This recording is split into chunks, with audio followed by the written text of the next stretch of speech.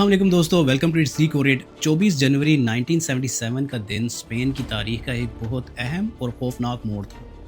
इस दिन मैड्रिड के अतोचा एरिया में एक ऐसे वाक़ये का आगाज़ हुआ जो ना सिर्फ स्पेन के लिए बल्कि पूरी दुनिया के लिए एक सबक बन गया। ये था अतोचा मैसेकर, एक पॉलिटिकल और आइडियोलॉजिकल तनाज़ुर में होने वाला खूनी हमला जो स्पेन के डेमोक्रेटिक ट्रांजिशन के दौरान हुआ। आज हम लोग इस ट्रेजेडी का एनालिसिस करेंगे और समझेंगे कि कैसे इसने स्पेन के पॉलिटिकल और सोशल स्ट्रक्चर को हमेशा के लिए बदल के रख दिया। फ्रांसिस्को फ्रैंको का अथॉरिटेरियन रिजीम जो कि 1939 से लेकर 1975 तक रहा, अब ख़त्म हो चुका था। फ्रैंको की मौत के बाद स्पेन में एक नई डेमोक्रेटिक एरा का आगाज़ हुआ, मगर ये जर्नी इतना ज़्यादा आसान नहीं था।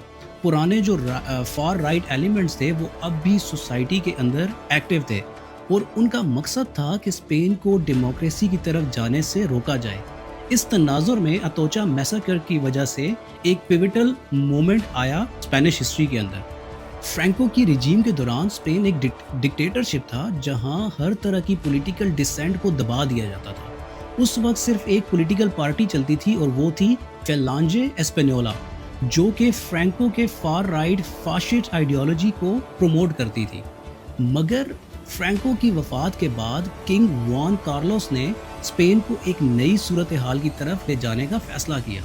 उन्होंने एक डेमोक्रेटिक सिस्टम को प्रमोट करना शुरू किया जहां लोग अपने पॉलिटिकल और सोशल राइट्स के लिए खुद फैसला कर सकें। लेकिन इस ट्रांजिशन को तमाम लोग पसंद नहीं करते थे।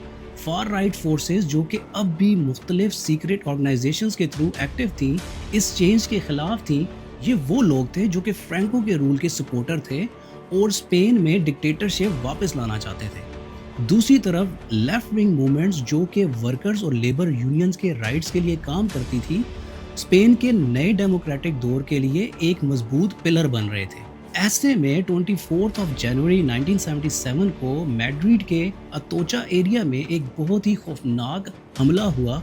इस हमले का निशाना एक लॉ ऑफिस था जो मुख्तलिफ लेफ्ट विंग लॉयर्स का एक हब था। ये लॉयर्स काफ़ी वक्त से वर्कर्स और लेबर यूनियंस के हक में काम कर रहे थे।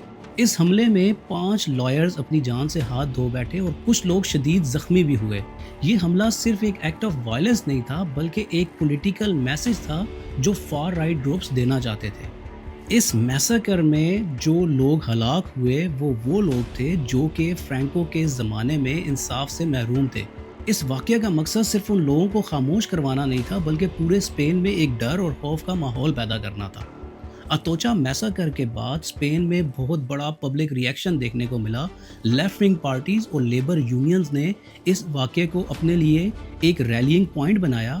इस वाक़ये ने लोगों को ये समझा दिया कि स्पेन की डेमोक्रेटिक जो ट्रांजिशन है वो अभी ख़तरे से बाहर नहीं है और उन्हें अपने डेमोक्रेटिक राइट्स के लिए अभी भी लड़ना पड़ेगा। मैड्रिड के मुख्तलिफ इलाकों में इस वाक़ये के बाद प्रोटेस्ट होने लगे। अवाम ने इस वाक़ये को एक ऐसे कैटलिस्ट के तौर पर देखा जो उन्हें अपने राइट्स और डेमोक्रेसी के लिए मज़ीद जज्बा दे रहा था। एक तरफ जहां इस मैसेकर ने लोगों में गुस्सा और अफसोस पैदा किया, वहीं दूसरी तरफ इसने लोगों को यूनाइट भी बहुत ज़्यादा किया। इस वक्त के दौरान एक और इंटरेस्टिंग बात ये थी कि किंग जुआन कार्लोस और उनकी डेमोक्रेटिक रिफॉर्म्स की पॉलिसीज़ को ज़्यादा सपोर्ट मिलने लगी। ये मैसेकर एक सबूत था कि डेमोक्रेसी के दुश्मन अब भी एक्टिव हैं, मगर लोग इसके लिए और ज़्यादा लड़ने के लिए तैयार थे।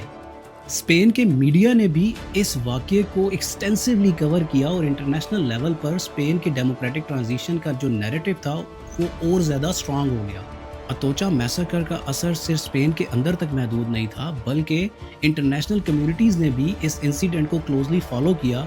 ये वाक़या एक ऐसी मिसाल बना जो दिखाता है कि एक डेमोक्रेसी का सफ़र कभी भी आसान नहीं होता। इस वाक़ये के बाद स्पेन में लेफ्ट विंग और राइट विंग के दरमियान मुख्तलिफ पॉलिटिकल क्लैशेस को और भी ज़्यादा हाईलाइट किया गया।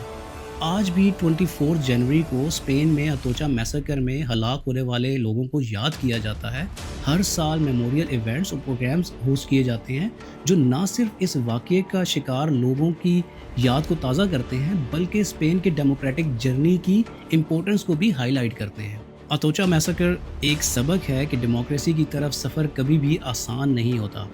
یہ ایک ریمائنڈر ہے کہ ایک سوسائٹی کو اپنی ڈیموکریٹک ویلیوز کے لیے ہمیشہ کانشیس اور ویجیلنٹ رہنا پڑتا ہے۔ اس انسیڈنٹ نے اسپین کی یوتھ کو انسپائر کیا اور انہیں ایک نئی سوچ دی کہ وہ اپنے حق کے لیے لڑتے رہیں۔ امید کرتا ہوں آپ کو آج کی ویڈیو پسند آئی ہوگی۔ اگر آپ میرے چینل پہ نئے ہیں تو میرے چینل کو سبسکرائب کریں اور میری ویڈیوز کو اپنے فرینڈز اینڈ فیملی ممبرز کے ساتھ ضرور شیئر کریں۔ ملتے ہیں کل ایک اور انسائٹفل ٹاپک کے ساتھ، تب تک کے لیے مجھے دیجیے اجازت۔ اللہ حافظ۔